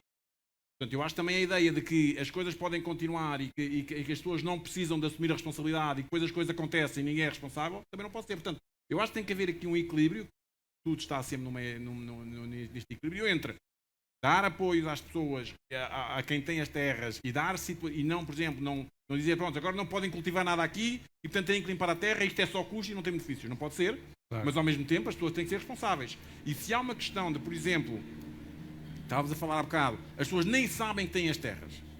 Então, quer dizer, eu acho que as regiões têm que se organizar, catalogar as terras todas, perceber quem é e se não é, então tem que ser tratado. Quer dizer, os problemas não podem ficar eternamente à espera de soluções. Não é? À espera de soluções com a ideia de que ninguém pode ser chamado à razão. Isso é que não pode ser. Isso é que não pode ser. É um posio de ideias, não é? E o tempo passa e nada muda porque está tudo a olhar para o lado e não se faz nada. Queria falar, Eduardo. Os ciclos eleitorais são muito curtos. E quando se tomam medidas ou se pretendem tomar medidas que ultrapassam o ciclo eleitoral, a dificuldade acresce. E ainda por cima, quando a política está dominada por equilíbrios, que são equilíbrios de grandes compromissos, nem sempre são os compromissos que podem conduzir as decisões mais corretas para o terreno. E eu creio que nós estamos a viver um período desse. Já por várias vezes tenho referido que considero que a agricultura deveria de ser reconhecida pelo Governo, pelo Estado, como uma atividade primordial, como uma atividade estratégica para o país. E dentro dessa estratégia que nós não conhecemos em termos de decisão ou de linha orientadora deste Governo, não é possível, na ausência dessa estratégia, criar equilíbrios nestas decisões que vamos aqui elencando como sendo... nós elencamos mais os problemas do que as soluções, porque as soluções precisam de ter decisões e essas decisões, se não forem tomadas, as soluções não aparecem. E estes assuntos prendem-se nisso. Desde o próprio regime fiscal, que o Governo tem pouco dinheiro, o Estado tem pouco dinheiro, o dinheiro tem sido vocacionado para socorrer os compromissos, lá vamos outra vez aos compromissos que o Governo assumiu na coligação que fez e por isso não lhe sobra dinheiro para dedicar ao setor económico da sociedade. E, portanto, as empresas têm sido colocadas nitidamente em segundo plano na conjugação dos esforços financeiros que o Estado faz, e isto arrasta-se no tempo, mas o tempo não para, a natureza não para, e por isso as soluções tardam em aparecer. O peso dos mídia é muito complicado de gerir, porque os mídia não dão ao setor agrícola qualquer tipo de comparação de protagonismo com o futebol ou com a rentrée política dos diferentes partidos ou com o espetáculo degradante de coisas que passam na televisão todos os dias. E é muito difícil vencer essa parede para transportar para os horários nobres conversas sérias sobre este assunto. O problema da propriedade é um deles. Tem que ter solução. Para ter solução tem que ser estudada. O problema da estratégia das reservas de água tem que ser, obviamente, estudada. há pouca capacidade de armazenamento em Portugal face à quantidade de água disponível que cai em Portugal, mesmo com as alterações climáticas a tomarem a força que estão a tomar. Aliás, agrava o problema se não forem construídas mais capacidades de armazenamento. Claro. Essa capacidade de armazenamento está na base do desenvolvimento da economia, não só da agricultura, mas de toda a outra economia, como já aqui foi falado. Onde é que está uma linha condutora, um pensamento com princípio, meio e fim, a 30 anos de distância, que venha de um organismo do Estado? E a CAP tem-no? A CAP tem-no. A CAP tem-no. E já o apresentou? Falamos nisso com frequência. Falamos nisso nas reuniões e nas apresentações que fizemos. Olha, quando foi da Feira de Santarém, que esteve cá, numa mesma reunião, o Primeiro-Ministro, o Ministro da Agricultura, dois comissários europeus, o Phil Logan, comissário agrícola, e o Carlos Moedas, 2 ou 3 eurodeputados. O que é que nós dissemos? Falámos exatamente nisto. Nós precisamos de enquadrar o nosso modelo de desenvolvimento no tipo de território que temos, com os problemas que temos. E a União Europeia abriu os olhos para o problema da água, este ano ainda mais, não só pela seca que assolou o sul da Europa no ano passado, como a seca que assolou este ano o norte da Europa. E nós fomos confrontados com atitudes às vezes até, que eu diria, ridículas, de receber um telefonema de uma organização alemã a perguntar, expliquem-nos lá como é que se passa ou como é que se ultrapassa o período da seca. Como se a seca fosse uma espécie de uma borbulha que com um bocadinho de pomada se resolve. Mas, Eduardo, desculpe, o que me está a dizer, eu acho que é importantíssimo. Porque é sinal que há uma janela de oportunidade para falarmos na Europa sobre aquilo que o nosso país precisa para ter maior capacidade de armazenamento. Ou não é? Não temos internamente, quem tem poder e quem tem oportunidade de o fazer, não está a fazê-lo. Passou ali agora mesmo um carrinho com o Sr. Ministro da Agricultura, que anda a ver a feira. Ainda bem que ele aí está, para ele ver e reconhecer uma vez mais. Ele aparece nas feiras. Ele esteve na Feira da Agricultura 3 ou 4 vezes durante a semana. Ele vem à feira. Aquilo que ele vai dizer até é acertado. Onde é que está o verdadeiro peso político dele para reivindicar no governo que existe um protagonismo, uma agulha voltada para resolver os problemas do interior, da floresta, da agricultura, do regadio, etc., com um governo que está dominado por uma agenda política muitas vezes associada a mitos urbanos, o problema do veganismo, o problema do fazer mais barragens nem pensar, porque a água é um bem imaculado, é o pior das mensagens que pode transmitir a um cidadão que está desligado destes assuntos, é a ideia de que os agricultores estão a fazer mal à natureza. E essa ideia está a passar, e os mídias agarram-na. Porquê? Porque é sensacionalista. Inverter este caminho é uma dificuldade acrescida. Portanto, nós queremos falar construtivamente sobre uma determinada matéria, mas levamos metade do tempo a destruir um mito que, entretanto, foi criado. Mas, enfim, a minha idade já me diz que nesta vida, sem luta, não se consegue nada. E a minha pergunta não baixamos os braços. Não é esta. Não é a altura de fazer barulho. Não é a altura quando aparece um artigo absurdo sobre um tema que é do vosso particular conhecimento, que haja imediatamente quem fundamentadamente, quase como direito de resposta, o imponha e faça barulho se não é posto na agenda mediática. Eu sinto uma grande falta, tal como o Daniel, desse contraditório. Porque só com essa pressão é que o tal, seguindo o seu exemplo, eu não verifiquei, mas acredito que tenha estado a olhar bem, que aquele senhor que passou aqui ao lado, há uma altura em que lhe começa a doer que não estar a pôr as questões certas no sítio certo, quando houve muito barulho à sua volta. Mas tem que haver barulho, e não há barulho no nosso país. É difícil. Nós vimos do campo, é um sítio sem barulho, não é? António, põe o microfone mais em baixo. É um sítio sem barulho. E nós não estamos percebe o barulho, o que eu estou a dizer com barulho, não é? Mas, na realidade, esse contraditório existe. O problema é que ele depois não passa para o espaço público. Porque, geralmente, o que nós trazemos ao contraditório são soluções. Portanto, e as soluções não têm peso de notícia. Portanto, a notícia, geralmente, tem que ser, vamos exagerar, não é? Tem que ter sangue ou ou ser um problema estratosférico. Portanto, nós não conseguimos chegar a esse espaço. Não estamos a conseguir e temos que lá chegar. Obviamente temos que lá chegar. Porque, na realidade, as soluções que nós trazemos hoje em dia, independentemente da mensagem mais urbana que existe e da percepção mais urbana, eu vou só aqui agarrar em duas coisas que foram ditas aqui agora. Uma foi a limpeza da floresta.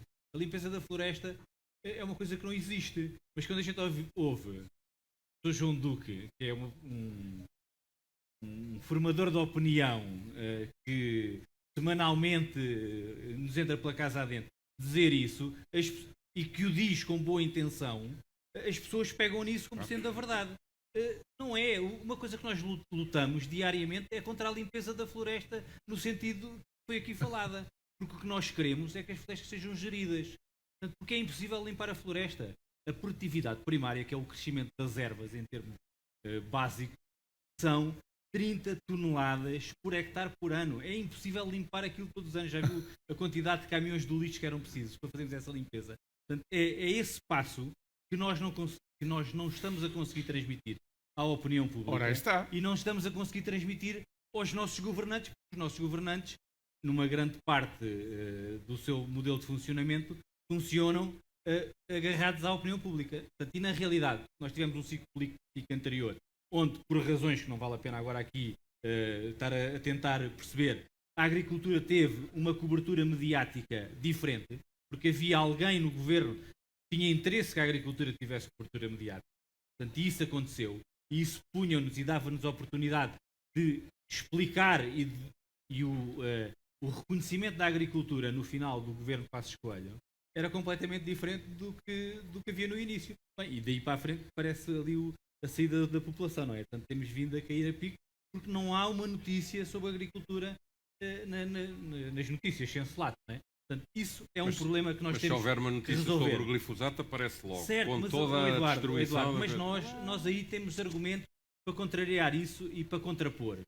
Porque uma das coisas para o futuro, que nós não temos dúvidas, que já é do presente, é que nenhuma das soluções que nós propomos é uma solução com problemas ambientais. Todas as nossas soluções são soluções ecoeficientes e com ganhos ambientais. Agora, há uma coisa que nós temos que ver, que é que os ganhos ambientais são ganhos ao nível da paisagem, não são ganhos ao nível do metro quadrado. Portanto, e é isso que a população urbana tem que perceber, e é isso que se passa nos chamados países desenvolvidos, no norte da Europa, nos Estados Unidos e na Austrália, onde existem grandes áreas de gestão ambiental que nós também vamos ter que ter em Portugal, porque grande parte dos nossos sistemas de futuro territoriais são sistemas agroambientais, são sistemas que, pura e simplesmente com componente económica, não são rentabilizados. Daí os tais serviços do ecossistema, que falou aqui assim, e tem que haver a tal coesão, portanto, a transferência de fundos, para que esses territórios sejam resilientes e para que permitam que, no meio desses territórios, exista a tal agricultura que fica às pessoas, traz a indústria, permite o agroturismo. E que não pode estar em todo o lado. E que não pode estar em todo todo lado. Claro, evidentemente. Não, agora são 12% do território e provavelmente serão 20%, Ora mas bem. não serão mais que isso. Claro. Portanto, é essa mensagem de futuro para a qual nós precisamos dos mídias, precisamos das universidades, porque o conhecimento, temos que incorporar muito conhecimento, e precisamos muito dos bancos. Porquê? Porque muitas destas soluções mais territoriais, ao nível da floresta, o problema delas não é um problema de rentabilidade económica, é um problema de rentabilidade financeira. O problema é que eu quando planto um eucalipto, estou 10 anos à espera de ter retorno, e quando planto um sobreiro, estou 20. Portanto, eu ou tenho um banco que queira investir comigo, uma empresa bancária, não é uma misericórdia, é uma empresa financeira que queira investir comigo há 20 anos e que me permita, por exemplo, usar técnicas um bocadinho diferentes do que se tem usado até agora e olhando para o problema do fundiário, que é na realidade um problema numa parte substancial do país. E eu não me pareça que as pessoas ainda estejam disponíveis para largarem essa posse assim com essa facilidade. Mas se nós arranjarmos um modelo intermédio em que as pessoas sem perderem a posse A gestão de Corela, não a se gestão vejam condicionadas a alterar o seu modelo de gestão. A caderneta. Usando, por exemplo, as técnicas do Land Readjustment e da perequação, que é uma coisa urbana, mas que veio da agricultura, veio do emparcelamento. Portanto, se calhar é por aí que nós temos que ir. Temos que ir por soluções novas porque o que nós temos visto é que as soluções até agora, o que nós temos tentado recorrentemente fazer não funciona. Olha, mas deixe-me dizer, essa questão do tempo e de como financiar o resultado do esforço, eu confesso-lhe, eu confrontei-me com isso pela primeira vez em Timor-Leste, porque em Timor-Leste praticamente deixou de haver sândalo. Aquilo era a ilha do sândalo. Antes de lá chegar os portugueses, já os chineses iam buscar sândalo à ilha de Timor. Simplesmente é uma árvore cuja rentabilização é muito lenta.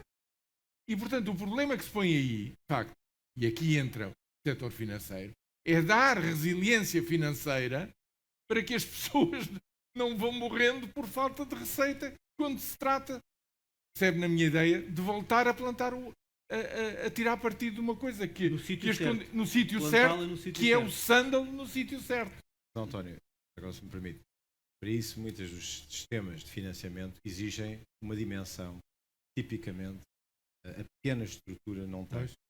E daí a minha questão do reajustamento. Eu acho que é muito importante. Se calhar, perguntarei às minhas filhas se querem vender a terra, elas de certeza que vão já dizer que sim. Particularmente se as pequenas propriedades forem um passivo e não um ativo, face às obrigações que têm. Eu, quando falei em limpeza do campo, eu tenho propriedades que estão contíguas ou adjacentes à aldeia e são olival ou figueira. E, portanto, é a chamada fazenda típica que tem que mesmo ser limpa. É a tal agrocintura que existia à volta É aquela agricultura que não era horta, mas que é aquela agricultura que vai mantendo ou que vai permitindo que as famílias tenham algum rendimento adicional. Mas reforça a ideia de que a dimensão é fundamental, crítica, e de facto essa ideia da gestão comum é muito possivelmente uma grande saída. Ou então a transformação do ativo em passivo. Sim, mas não estamos aqui a inventar nada, isso faz o mundo fora, ou não faz?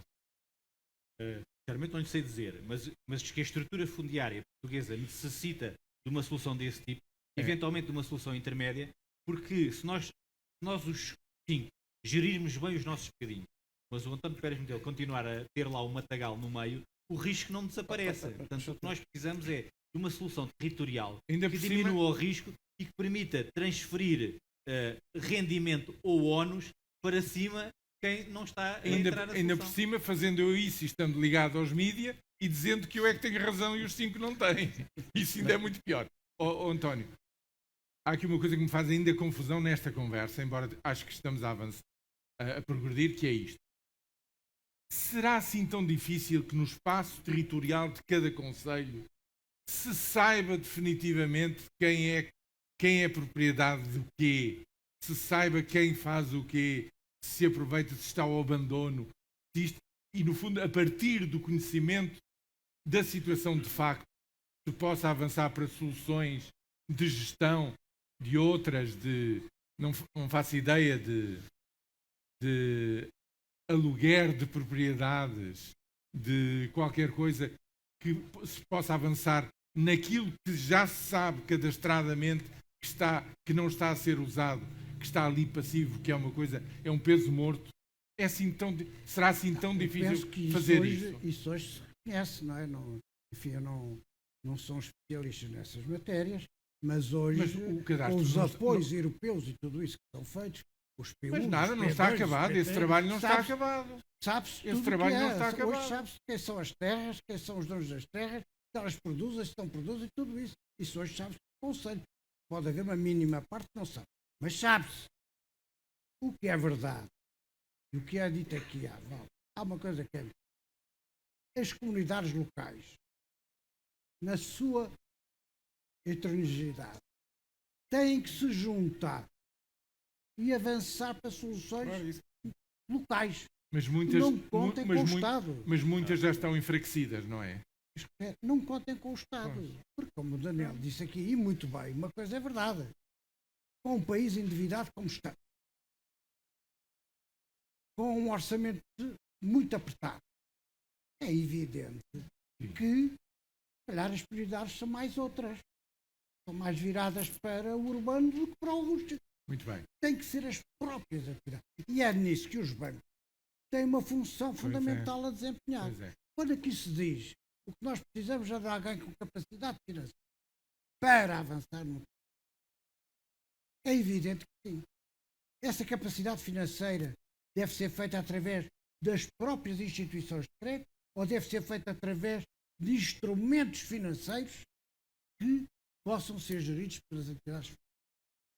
Eu penso que deve ser feita através de instrumentos, a criação de fundos, a criação de situações específicas como estamos a fazer na reabilitação urbana, por exemplo. Como se faz na reabilitação urbana, quer dizer, não há muitas distinções. Portanto, é isso que nós temos que caminhar. É nisso que os bancos têm que ser importantes. É nisso que os bancos têm que intervir. É evidente que intervêm, porque desse desenvolvimento também resulta o seu próprio desenvolvimento. Claro. Porque daí vão tirar negócio, vão fazer negócio, vão fazer novas operações, vão caminhar num determinado sentido. Claro. E aí... Mas significa um alargamento do âmbito do seu próprio negócio. Mas é evidente. Claro. Mas eu não vou fazer aqui nenhuma... Mas quando eu reparo que o Banco Santander, em 2011, representava 6% do crédito às empresas no geral dos setores, e representa hoje 20% desse setor, significou uma alteração total. Diz-se, eu tenho aí concorrentes meus que dizem é que vocês compram muitos bancos no caminho. Até já houve um que foi ao Parlamento dizer e tal, que deixa de ser o primeiro porque nós compramos muito. Meus senhores, nós compramos, é verdade, as nossas compras representam 6 a 7%. Nós temos de 6 para 19%. Portanto, significa que há crescimento orgânico. E o crescimento orgânico resulta de nós estarmos cada vez mais próximos das pessoas, temos capacidade de análise dos projetos, porque nós temos determinadas regras, nós, bancos em geral, temos regras específicas. Por não se terem cumprido essas regras, que a crise financeira aconteceu. Não tínhamos dúvidas. Temos regras, as regras têm que ser cumpridas e temos que estar sempre presentes em tudo aquilo que sejam bons investimentos.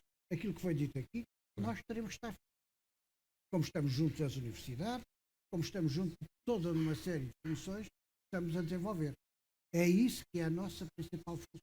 É isso que é a nossa parte social do nosso negócio.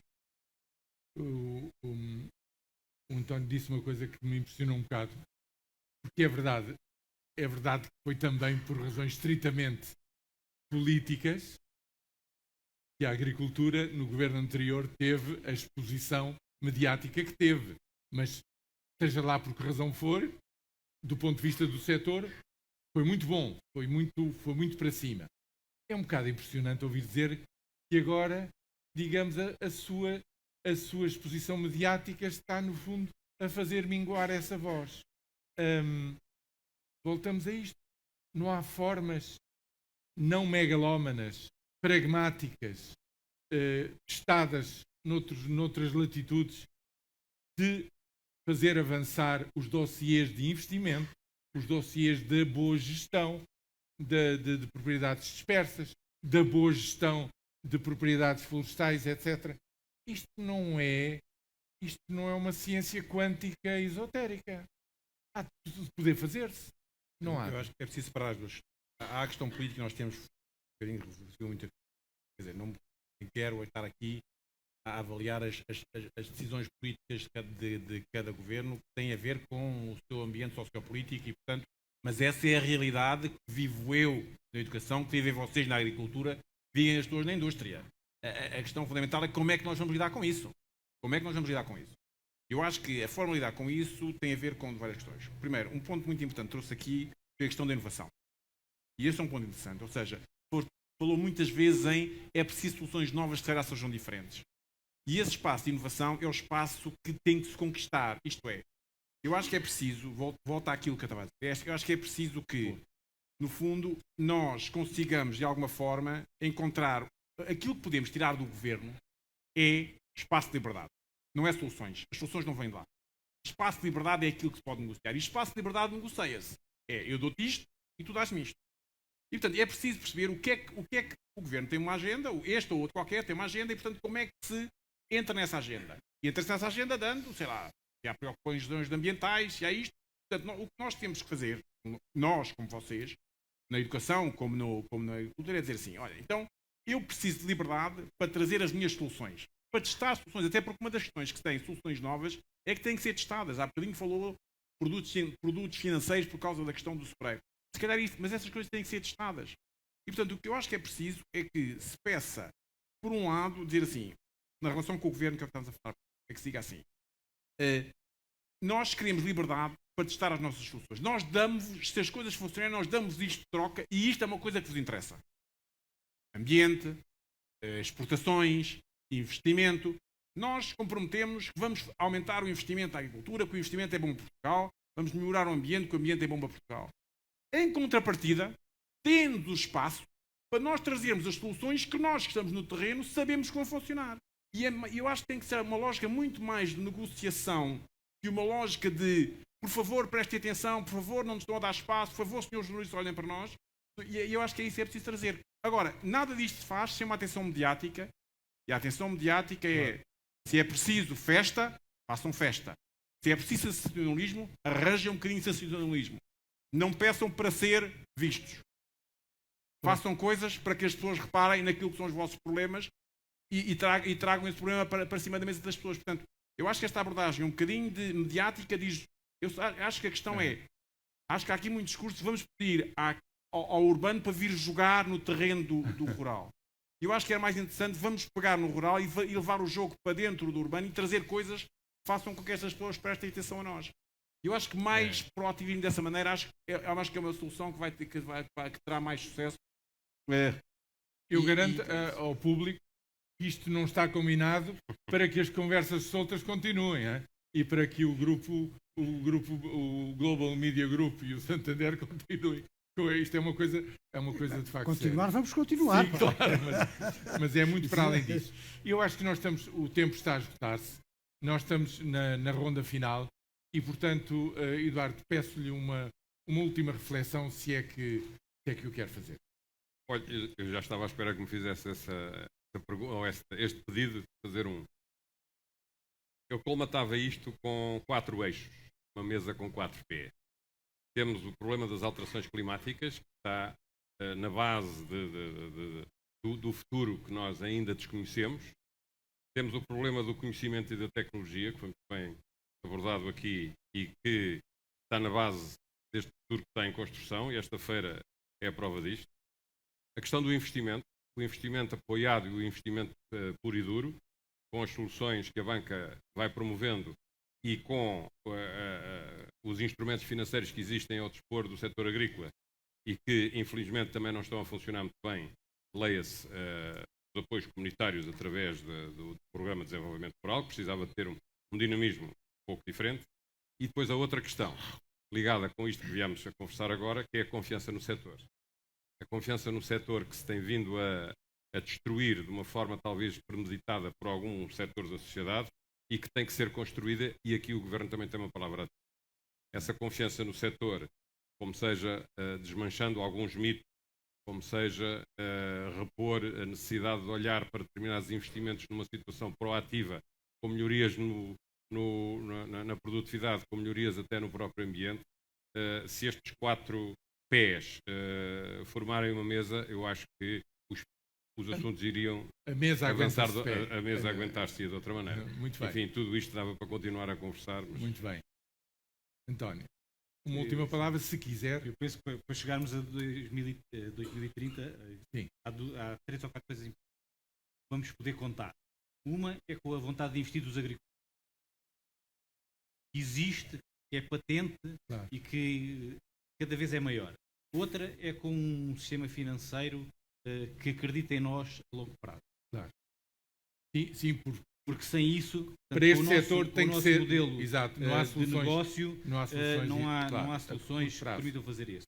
E a terceira é com uma perspectiva smart, e nós às vezes traduzimos o smart, pode ter várias traduções, não é? Pode ter espertalhão ou pode ser perspicaz. Sim, não é? Portanto, e nós temos que ter uma postura muito eficaz relativamente à introdução da inovação e do conhecimento e à redistribuição dos fundos. Portanto, estamos neste momento a iniciar o processo do próximo quadro comunitário de apoio, e é essencial, quer a nível setorial, quer a nível regional, exista um modelo de descentralização dos fundos que permita este tal investimento de longo prazo que nós necessitamos para que haja atividade nos territórios. Mas eu, João, arriscar-me a dizer que, do ponto de vista mediático, talvez o setor ganhasse em ser um bocadinho mais espetalhão. Sem dúvida, sem dúvida. E já agora, complementando as ideias que foram reforçadas aqui sobre o financiamento, é arranjar mecanismos mais inteligentes e apropriados daquilo que são as vossas necessidades. A banca, tipicamente, não vai fazer um financiamento a 20 ou 30 anos, tirando aqueles casos do compra de casa, que depois, diga-se de passagem, também tira do balanço. Portanto, não querem, de facto, clientes para 30, querem clientes para 30 anos, não querem financiamentos tipicamente de 30 anos, que não é a sua função. Mas a função passaria muito bem pelo mercado de capitais, onde há institucionais que estão interessados em fazer investimentos de longa duração e, nomeadamente, diversificando para os setores da agricultura. Agora, é preciso que existam intermediários financeiros. A banca pode ser um excelente papel de intermediário para fazer a montagem da operação e a recolocar ou colocar naquilo que são os investidores que estão interessados em fazer esse papel. Já agora, para acabar, que não tenham no processo de emparcelamento ou de reestruturação do património imobiliário do nosso património o sucesso que eu tenho. Estou há mais de 20 anos para tentar juntar 3 propriedades em 2. E isto é o Portugal. Estou há mais de 20 anos a tentar emparcelar, fazendo 3 propriedades, 2. E não consigo. Porque é um problema tão profundo em Portugal fazer isto, do ponto de vista administrativo, que, apesar da terra estar junto...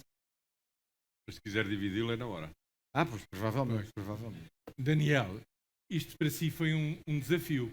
Eu não estava dentro destes assuntos. Para terminar, a sua última palavra é: o que é que aprendeu com este? Já foi um desafio, mas a vantagem destes desafios é que, de facto, aprendemos imenso sobre o país e, sobretudo, aprendemos imenso sobre o potencial do país e sobre o potencial das pessoas. Eu acho que aquilo que aprendi são as duas coisas. O potencial não só do setor, mas o potencial das pessoas que estão no setor e a vontade que elas têm de fazer a diferença. Eu acho que aquilo que saio daqui com e se fizesse um prognóstico, eu acho que se fizesse aquela figura que eu mencionei no princípio, na Áustria a porcentagem de população nas zonas urbanas diminuiu. Eu acho que nós em Portugal até podemos ter uma coisa desse género daqui a uns tempos. As cidades estão a ficar cheias, a vida na cidade está a ficar insuportável e pode voltar a haver um movimento em que as pessoas voltam, até porque vê-se muito isso em França, na Bélgica, mas as pessoas voltarem.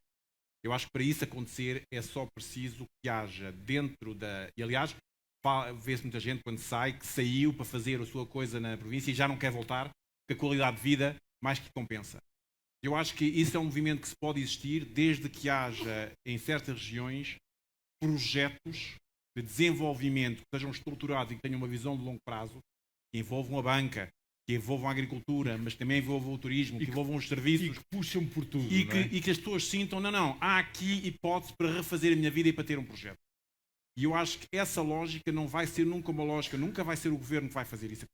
Nunca. Essa lógica vai acontecer quando as regiões se organizarem, se estruturarem, definirem os seus projetos e ganharem o espaço de liberdade para fazerem esses projetos. Portanto, a solução está nas regiões mais do que outra coisa qualquer. E eu acho que o repto é esse, é que usem os parceiros, as universidades, os bancos, quem quer que seja que esteja à nossa volta, os jornais, os jornalistas, quem quer que seja que viemos aqui falar, mas puxem-nos para conhecerem a realidade, puxem para conhecer os vossos planos e puxem para iluminar sobre o potencial que a região tem. Quando isso existe, e essa é a minha experiência na faculdade e no projeto que fizemos, quando isso existe, quando há um projeto, quando há uma visão, quando é algo que as pessoas acreditam e que estão dispostas a ir, as pessoas vão e acorrem, e a sociedade portuguesa acorre a isso, porque a sociedade portuguesa, de facto, está hoje com uma vontade enorme de criar um futuro que seja um futuro ambicioso. E é preciso é que haja projetos que o façam. E o Fundão conseguiu fazer isso, que é extraordinário. O Alqueva já conseguiu fazer isso, e é preciso que cada região se organize e traga esse projeto, e traga essa estratégia, e traga essa visão. E eu acho que a responsabilidade tem que passar também pelas regiões para se fazerem, para criar estas parcerias. Sim. E isto, nós estamos aqui disponíveis, mas eu tenho certeza que o Santander está disponível e que estamos todos disponíveis. Universidades, finança, poder local, produtores. No fundo, é isso. Agora peço-lhe a sua última palavra como anfitrião. Isto são temas fascinantes para o futuro, também para o banco, não são? São temas pertinentes, porque todos os temas que têm a ver com o desenvolvimento do país são pertinentes para nós. Nós não estamos desligados daquilo que é o país. Nós não estamos desligados daquilo que é as possibilidades no futuro. Sim, mas pessoalmente, também na sua regiãozinha, também gostaria de ver... Eu esqueço, às vezes esqueço um pouco a minha regiãozinha e tal, porque é uma região pobre, onde existe parte daquilo que o João indicou, portanto, ali fica no misto da passagem, digamos, da grande propriedade para a pequena propriedade, onde já estão misturadas as duas realidades. E lá vê-se perfeitamente isso. As grandes propriedades mantêm-se em funcionamento, as pequenas propriedades estão perfeitamente abandonadas. Não há nenhuma coisa. E, portanto, é essa a realidade. Agora, aquilo que é fundamental perceber é que, do ponto de vista da banca, que instrumentos financeiros é que nós temos que ter para apoiar estes desenvolvimentos? O João disse uma coisa fundamental. Eu tenho determinadas regras do ponto de vista de financiamento. Pois. Todos os bancos as têm. Não há nenhum que não tenha. Pois. Hoje tenho uma entidade lá em cima, não é? Que está situada não sei aonde na Europa, que imita as suas normas e as suas regras. Não é? Nós todos temos que nos sujeitar. Mas não quer dizer que não possamos ser os intermediários financeiros para ir buscar toda uma série de entidades que neste momento estão interessadas em investir. Porque há uma grande liquidez no mercado e a força da existência dessa grande liquidez no mercado, eles querem à viva força investir. Desde que lhes apareçam projetos viáveis e não estão dispostos a investir a 10, a 15 e a 20 anos, desde que o projeto seja viável.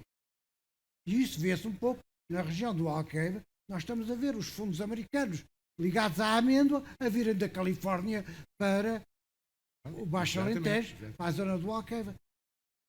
Isto aqui é verdade. Portanto, venham os projetos porque pessoas interessadas em investir neles, pessoas interessadas em investir, elas existem. E nós, bancos, somos o elemento fundamental para chegar a essas pessoas. Muito bem. E, portanto, estamos prontos para isso. Chegámos ao fim e eu agradeço muito a enorme atenção e benevolência para já com que ultrapassámos aquele blackoutzinho e a atenção que mostraram. Eu julgo que esta conversa solta foi bastante pouco solta, foi bastante agarrada e dá muito que pensar daqui para o futuro. Agradeço a presença de todos, muito boa tarde e muito obrigado.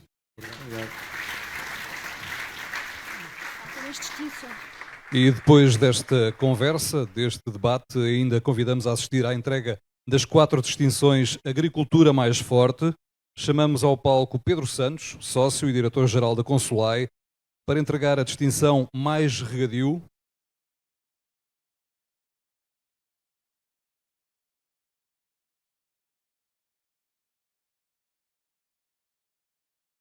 E a distinção Mais Regadio vai para FENARREG, reconhecimento pela assunção da presidência da nova Organização Europeia, Irrigando Europe, Irrigantes da Europa, criada para defender a importância do regadio na produção de alimentos e desenvolvimento rural. A Irrigando Europe representa 75% da área de regadio na Europa. A nomeação prossegue o trabalho desenvolvido em Portugal em nome de 90% do regadio organizado nacional.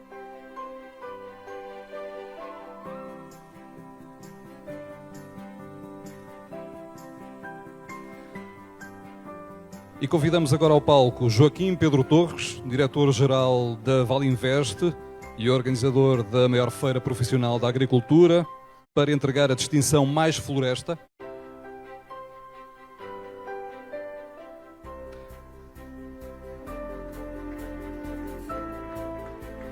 A distinção Mais Floresta que vai para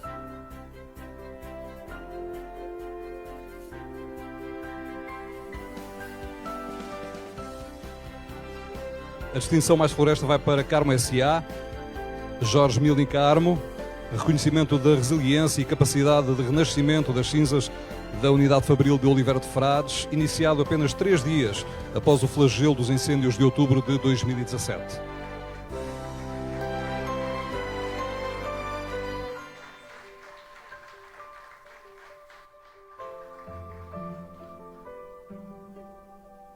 E para entregar a distinção Mais Desenvolvimento do Interior, chamamos agora Pedro Castro Almeida, administrador do Banco Santander, que vai distinguir Simão Teves, representante da Federação Agrícola dos Açores. É o reconhecimento pela defesa do rendimento dos agricultores, acompanhamento técnico nas áreas de apoio aos agricultores. É essencial para o aumento da competitividade das explorações agropecuárias com fortes condicionantes geográficas.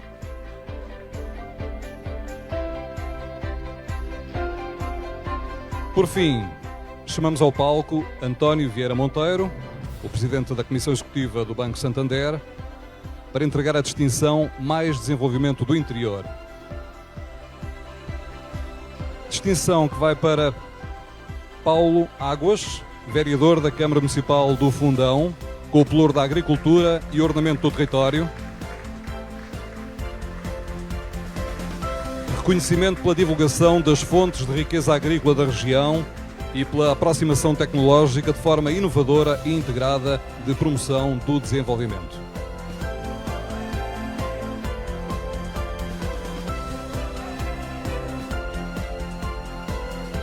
E com estas distinções terminamos este programa da manhã. Muito obrigado a todos pela presença.